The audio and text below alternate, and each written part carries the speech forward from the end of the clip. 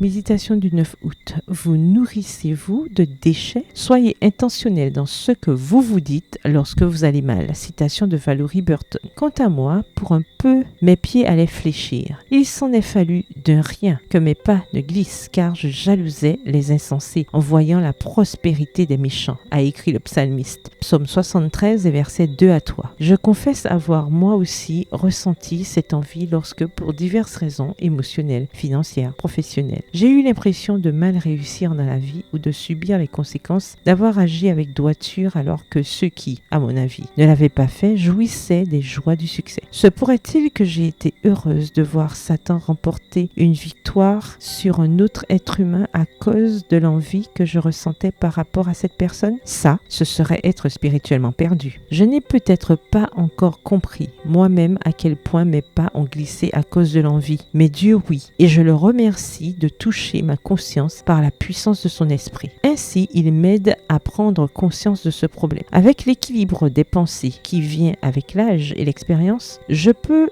voir combien l'envie est dangereuse et surtout voir les conséquences possibles de se nourrir de telles pensées. Comme l'affirme Ellen White, si le cœur est rempli d'envie, cela se manifestera en paroles et en actes. Ceux qui se comparent aux autres, qui font la même chose que les autres, qui ne s'efforcent pas d'atteindre des normes plus élevées, se nourrissent de déchets et ils resteront donc des nains spirituels. Texte tiré du livre Testimonies for the Church, témoignages pour l'Église au volume 1, au chapitre 86, à la page 500. Je ne veux pas me nourrir de déchets, je ne veux pas être une naine spirituelle. Et vous, si vous lisez ce livre, je suppose que vous ne le voulez pas non plus. Étant donné que nous sommes de si mauvaises pronostiqueuses de ce qui nous rendra vraiment heureuses, l'envie n'a aucun sens. Car si nous réalisions ce que les autres ont et que nous envions, nous continuerions à désirer d'autres choses que nous n'avons pas encore. Nous nous nourririons donc un appétit vorace pour ce qui nous manque. Vraiment, ce serait une attitude intenable. Je le découvre petit à petit en réfléchissant à toutes les portes et fenêtres que Dieu a ouvertes et fermées pour moi. Je vous mets au défi aujourd'hui de commencer à remettre intentionnellement en question toutes ces pensées tyranniques qui traversent votre esprit lorsque vous allez mal et dont vous savez qu'elles sont enracinées dans l'envie. Remettez-les en question jusqu'à ce que